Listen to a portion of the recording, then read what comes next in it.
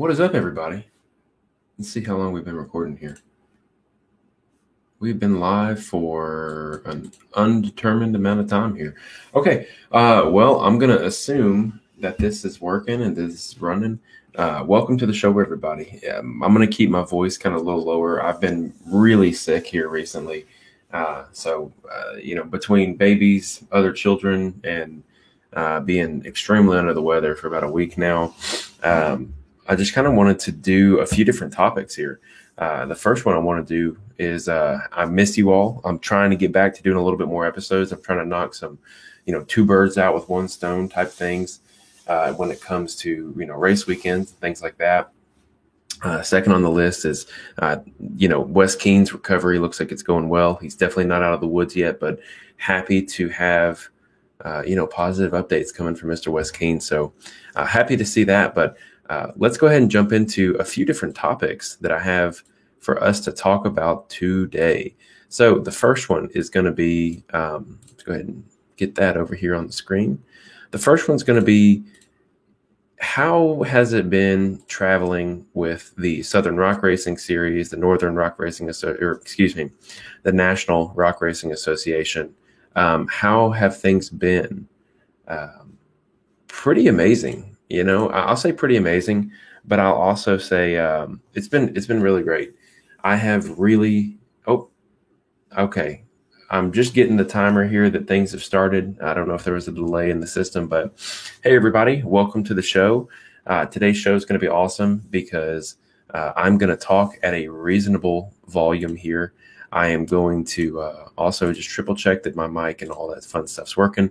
Looks good on my end. I hope this comes out. So thank you guys for hanging out with me while I have taken kind of a pause in episodes and things like that, because it's been hard, man, having a baby, having another kid. And also, if you can't tell, my voice sounds a little funny.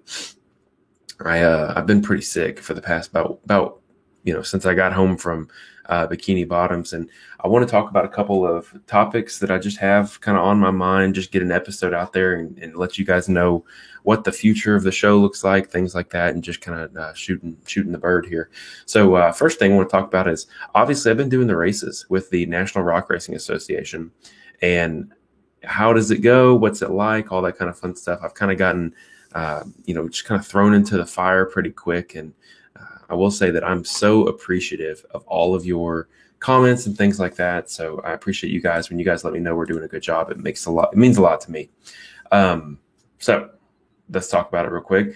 We went to Windrock. We've been to Wildcat. We've been to Bikini Bottom. And this weekend is Rush. Next weekend is Mid-America. And then there's a race in May at Dirty Turtle, and I'll be there for Dirty Turtle and pretty much the rest of the season after that. So I'm not sure if I'll be in Missouri, but we'll see what we can do for that one.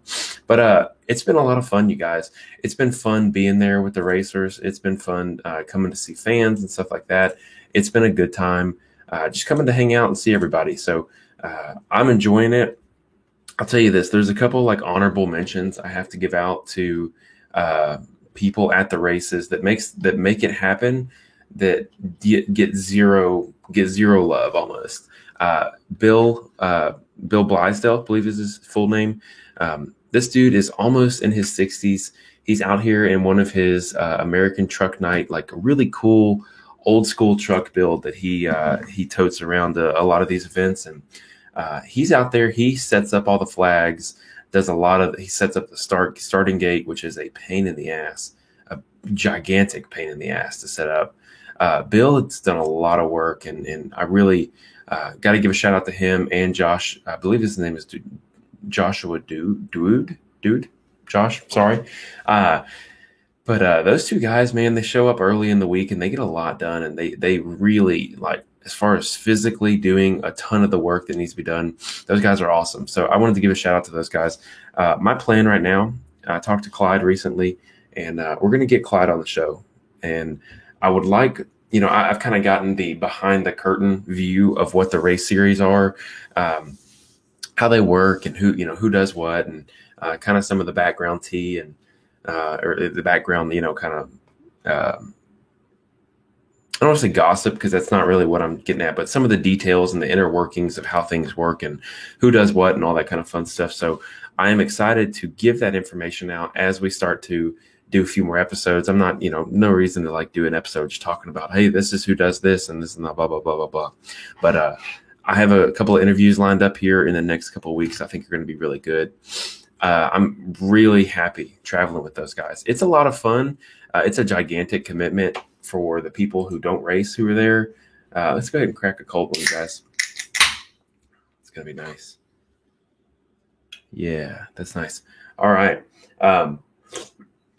Cheers. Salute. So there's a lot of work that goes into it, but there's a lot of people that show up just to help, and volunteers make it all happen. And I know that all the race organizations depend on volunteers, but guys, it's pretty amazing what they're able to do. And I have to give big props to Clyde for the live feed. I know that Ultra 4 has the live feed, but there's some stipulations at how they can do it. I know we're going to talk about Rush here in just a second, but I know that Ultra 4 will be unable to do the Rush live feed, but Clyde with the National Rock Racing Association will be able to do the live feed. I don't know the semantics. I know that there's a satellite thing, and I think Ultra 4 depends on internet connection and stuff like that. So we at the National Rock Racing Association are really breaking really awesome ground because we're going to a bunch of places that don't have the support, don't have any infrastructure. And I know that Hammer King does the same thing, like at Johnson Valley and situations like that. I think King of the Hammers is a really inadequate comparison to any of the races that are on the East Coast because there's so much funding behind it. There's so many participants. There's so much hype. Essentially the Ultra 4 season, it's the pinnacle of it, but it's also the ultra focus. I know that I've gotten a really good opportunity to know a few of or particularly one gentleman who's come from Ultra 4 to help us out in the National Rock Racing Association. There's a lot of money, you guys, that gets thrown around for sponsors, and it doesn't go into anybody's bank account, doesn't go into Dave Cole, doesn't go into Clyde's. It goes into making the show actually happen. And it's incredible. Sometimes, talking to Clyde about numbers and things like that, it's amazing what it costs. I know that I had tossed around the idea of doing like an invitation only race thing, not a bounty hill or anything, but like a short course thing. I still might do that. Racers, if you're listening and you'd like an invitation to that, let me know because I'm really thinking about it. I'm thinking about reaching out to the guys at AOP and doing a little bit of, work on their short course or requesting that and then building out a little short course and doing like a little one-day thing. So we'll see about that. But National Rock Racing Association, traveling with those guys has been incredible. I have found that I really don't want to race that race. I don't want to do hills or anything like that. I don't like racing that kind of stuff, but man, is it fun to watch. It's fun to be a part of. It's fun to, kind of be in the moment and all that kind of fun stuff. It's way better when you're there. The live feed is really cool. I hope you guys are enjoying the live feed, but it's pretty special to be there. I will say that I find myself, I haven't missed an RC race yet. RC racing, it's really cool. I wish that there was a just RC race in Tennessee. I know that Bub Meadows has one, but he's like just a little bit away from me. I wish there was one in Middle Tennessee. I may have to start that too, or I may have to do like along with my short course race I have in mind, I may do an RC thing at one of the local areas here in Middle Tennessee and get everybody together and bring everyone from Alabama, East Tennessee, and Missouri that comes out. I have sponsors that probably put up some big money for it, maybe like $1,000 or something for the winter. We'll have to see. So don't miss that. If you're an RC guy, it might be worth traveling for $1,000, and that would be sponsor driven $1,000. And then whatever, whatever drivers show up would get they'd be added on to the pots and stuff like that. So anyways, excited about that. RC stuff, have some RC stuff to talk about too, but I want to talk about Rush. So the Rush anniversary bash is coming up here pretty soon. So here's the stipulation. I'm gonna smack all this behind here. I've never been to Rush. I don't know. I think I saw somewhere that they said they had like 7,000 acres or something, which it's that's a lot of land, but um, I also have seen the maps. I'll actually pull the maps up here for the Rush stuff here. And let me talk about the event first. First off, it's thrown by Pro Rock Ultra 4. It's a dual event, and it's the Rush Off Road Anniversary Bash. This is obviously next weekend. They're going to have hill killing and survival. I think they kind of just reuse that graphic. All of the survival stuff is handled by Ultra 4, and all of the hill killing is handled by Pro Rock. So I'm assuming that they're probably going to be racing the Race to Riches hill, or they'll be racing the big giant hill that they race a couple years back. That's like just enormous. But looking at the sponsor list, personally for me, I know that Ultra 4 is bringing a lot of these, but I see names like Bronco, Can-Am. That's pretty cool. So I know that's an Ultra 4 bring over, but a little bit of love for the East Coast stuff is good. I know that I was talking to Clyde, and I've talked to a few drivers. I don't know if the National Rock Racing Association is going to have the stock class next year. I think that they will have the class. I think they're going to drastically change what is classified as stock. I know that there's like a little bit of beef between, like Paul Wolf, for example, has, basically a super non-stock custom everything engine. The only thing that's stock is, the plastics and the chassis that's been reinforced, and that qualifies for the stock class. I think that they'll change the requirements in the fittings so that situation can't happen where you have a 300 something horsepower Can-Am, smoking everybody in the stock class, and it makes it not really worth showing up to do.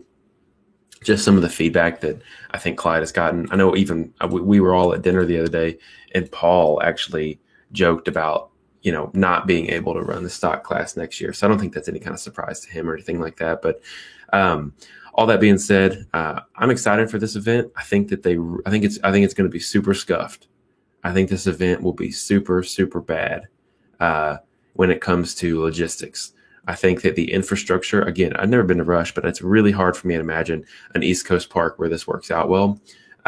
I think the infrastructure of Rush is probably not going to be able to handle all the people. I know that they've set a limit, like 2,500 people, entry at the gate, but they're always going to let more in. There's always going to be more than 2,500 people. I talked to Ricky Berry, and he was basically saying that, in past years, they tried to do a vendor booth there, and they locked the gates and just locked everybody out because the street traffic, all that kind of fun stuff. I don't know the semantics of all of that. But I have a feeling that park will be shut down pretty soon. I know that Ricky said when he went, he was there at like 7 a.m. and he sat in line for like 2 hours to get in to set up for the vendor booth. So I think this event will be cool if they can make it all work. If they can make it all work, it'd be amazing. I know the National Rock Racing Association is providing a live feed for Pro Rock and potentially a live feed for Ultra 4 as well. Ultra 4 is not going to have a live feed there. Whatever. I was talking to Miles last week, and Clyde and Miles. I was trying to connect the dots so that they could get some live coverage because I would like to see the Ultra 4 race. This will be an interesting event because, you have the races there, but you also have Rush Off Road. Their anniversary bash is a big time for guys on the East Coast to come out and ride the Rush Off Road parks. My understanding is that the Woods course, Ultra 4 is only going to be racing Saturday morning. And then they're going to open up the trails Saturday afternoon. Do I think that they can get all of the racing done in Saturday morning? Absolutely not. I think that you're going to have a lot of issues with course clearing. I think that a lot of the trail riding guys that are there for the anniversary bash or the Pro Rock race, and they're just going to go wander off. I think that they're going to get way in the way of the Ultra 4 course. They've posted the course basically like what's off limits and what's not off limits. Let me go ahead and look at that again here. Apparently there's like a large chunk of the park that's still rideable. Okay, so everything you're looking at on screen here, everything that is yellowed out is the race course. So you have that small section there, and then you have what's called the three-pole trail system is still available, which I don't know. I mean, that doesn't look like a ton of trails, but I'm just reading what I see here. It says the entire three-pole system will remain open. It says this map represents less than half of the trail systems available for riding at the park. I don't know. I think they're going to have a lot of issues. I would be hard pressed to say that they come back to Rush next year, or if they do come back to Rush, they're going to have to do it on a different weekend. Just my opinions. I'm not a superstar at this. As far as who's going to win, I have no idea. I would love to say that it'll be an East Coast guy. I know that the Millers do really well on the East Coast. I know that Big B Motorsports does really well on the East Coast. And I think a lot of these cars that are 90 million feet wide are going to have severe issues. I've seen some of the race course that they're cutting. It's tight, it's woods, it's traditional woods racing. And I think they're going to have a lot of issues with the width there. So I hope everyone brought their 64-inch UTVs as well. You can get behind a 72-inch UTV here, but 64, you'll really be able to sling it around. So there's that. That's cool. A lot of guys going over to the Pro Rock event from the National Rock Racing Association. It's going to be a huge turnout, you guys. I think you guys really are under. I think Ultra 4 and Pro Rock really underestimated how many people are going to be at this event. Yeah, it is what it is. I'm excited for all of the Ultra 4 stuff that's going to go on this year. I think it's going to be super cool. I think it's going to be a good year for Ultra 4 because they're doing a lot of diverse stuff. I think it's going to be a really neat year for the National Rock Racing Association. I know that they are already started doing some like new course clearing at Mid-America, like making some new courses. I'm going to be at the finals and all that kind of fun stuff. I'd love to have someone take my machine out there for me. I'm going to talk to one of the racers that's local to me and see if I can't coax them into that. But at Dirty Turtle in May 7th through the 8th, I'll be there with my machine. I'll have it set up for riding around on Dirty Turtle's little short course. So my invitation that I made on the live feed will be the same invitation I'll make here. If you want to come hang out, if you want to come race, I will be doing, if you beat me in a short course race, 1v1, or we may do like lap times because I'm not trying to get out there and racing as rubbing type thing where you're going to run me off the course or, we have contact, something like that. I'm out there to have fun. So maybe we'll do lap times or something like that. If you beat my lap time, I'll give you a sticker and I'll give you a shout out on the next episode of the podcast or the live feed, whichever one you want. I'm going to have fun. It's going to be a lot of fun at Dirty Turtle. Hoping it doesn't rain. But make sure you guys bring your safety gear. It's cool to see that the National Rock Racing Association has taken the fire aid and all the safety stuff to the bigger level. I know that there's been some people like, oh, safety's still not like up to par. No, it's really not up to par. I very much agree with you that the safety stuff is not up to par yet, but I think it's a lack of resources and manpower.